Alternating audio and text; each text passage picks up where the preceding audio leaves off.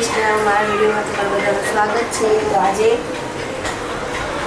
ઘરે ઘી બનાવવાનું છે ઘરની મલાઈમાંથી. તો હું તમને બતાવું કેવી રીતે બનાવું. તો આ મારી 15 થી 20 દિવસની મલાઈ છે, જે તાજા દૂધ આવે છે ને એની જ છે આ મલાઈ. એમાંથી પણ ઘી બને છે. ચાલો બનાવીએ. તો આ બધી મલાઈને મેં રાત્રે જ ફ્રીજમાંથી બહાર કાઢી નાખી હતી. એકદમ પોચી થઈ જાય, ફ્રીજમાં એકદમ કડક થઈ જાય છે. તો આખી રાત માટે એને બહાર કાઢી રાખી હતી. હવે એને આપણે બ્લેન્ડર કરીશું.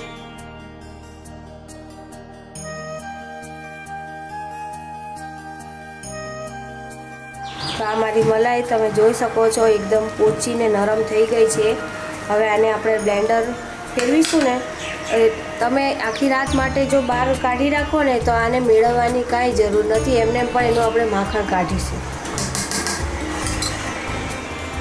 તો આ મલાઈમાં પહેલાં આપણે નાખશું થોડું ઠંડુ પાણી, જેથી તરત જ મલાઈ છૂટી પડીને માખણ બની જાય. હવે એને બ્લેન્ડર કરીશું.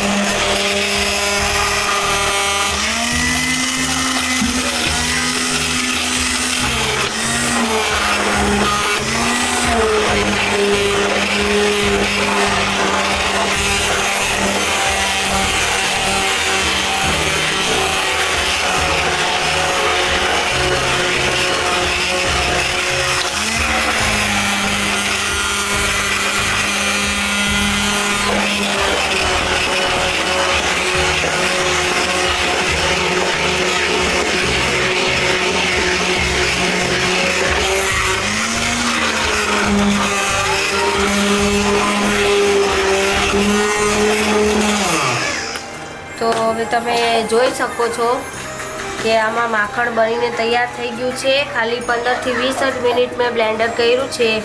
આ માખણ તૈયાર છે એક બાજુ, અને એક બાજુ આ દૂધ એકદમ અલગ થઈ ગયું છે.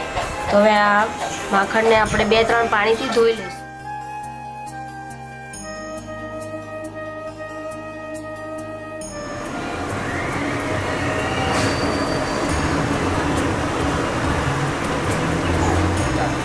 તો આવી રીતે માખણમાં પાણી નાખી દીધું છે.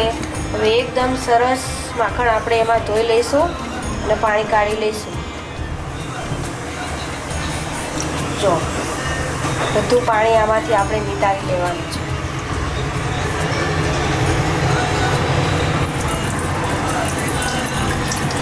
આવી જ રીતે 2-3 વખત ધોઈ લેવાનું છે માખણને, કે જે આપણે ઘી બનાવીએ તો એમાં વાસ ન આવે.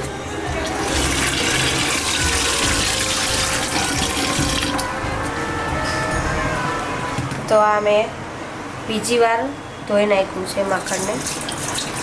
હવે આમાં કાંઈ એવો ડોળ નથી નીકળતો, એટલે હવે આને ધોવાની જરૂર નથી. હવે આ માખણને આપણે ગરમ કરી લઈશું. તો છે ને સરસ એવું મસ્ત લીસું લીસું મારું માખણ બનીને તૈયાર થઈ ગયું છે. હવે એને ગરમ કરી લઈશું. શરૂઆતમાં ફૂલ ગેસ રાખશું, પછી જેવું બધું માખણ ઓગળી જાય ને એટલે ધીમો કરી દઈશું.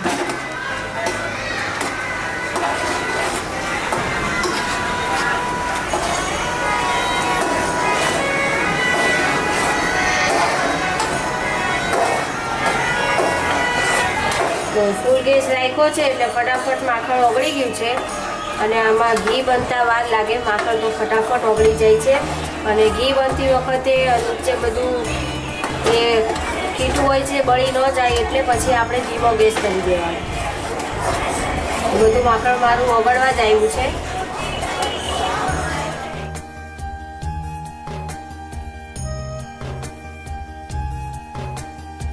તો બધું માખણ ઓગળી ગયું છે ને ઉકળવા માંડ્યું છે. તો આપણે ઘી જેવો કલર પણ આવી ગયો છે. જો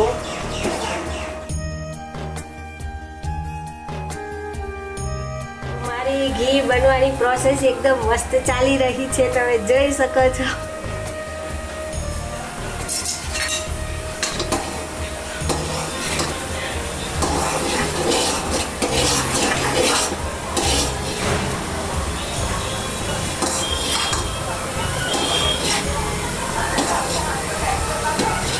તો આ સ્ટેજ પર આપણે ગેસ ધીમો કરી દઈશું.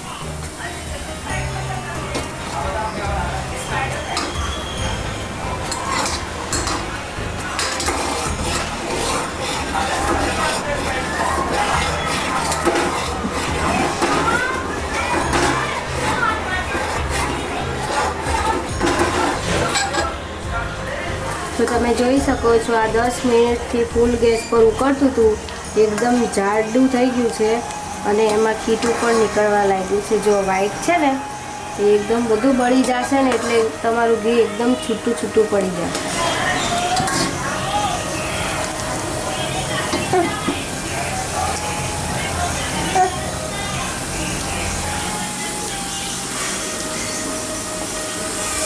મસ્ત ઘી બનાવવાની પ્રોસેસ ચાલુ જ છે.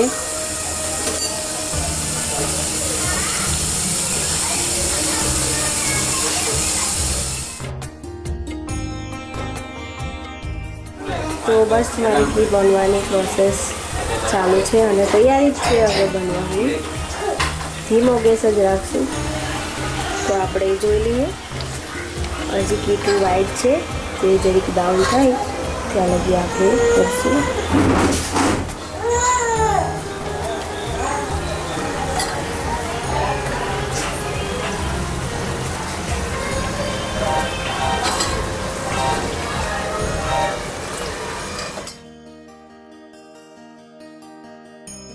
તો એકદમ મસ્ત મારા ઘીમાં બબલ્સ આવી ગયા છે. હવે આને 5 મિનિટ ઠંડુ થવા દઈશું, પછી આને ગાળી લઈશું.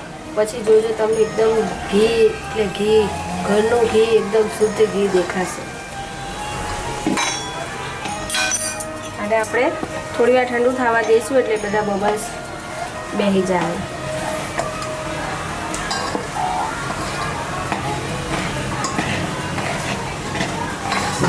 તો તમે જોઈ શકો છો એકદમ મસ્ત મારું ઘી બનીને તૈયાર થઈ ગયું છે.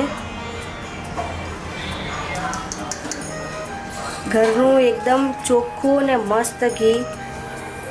હવે આને આપણે ગાળી લઈશું.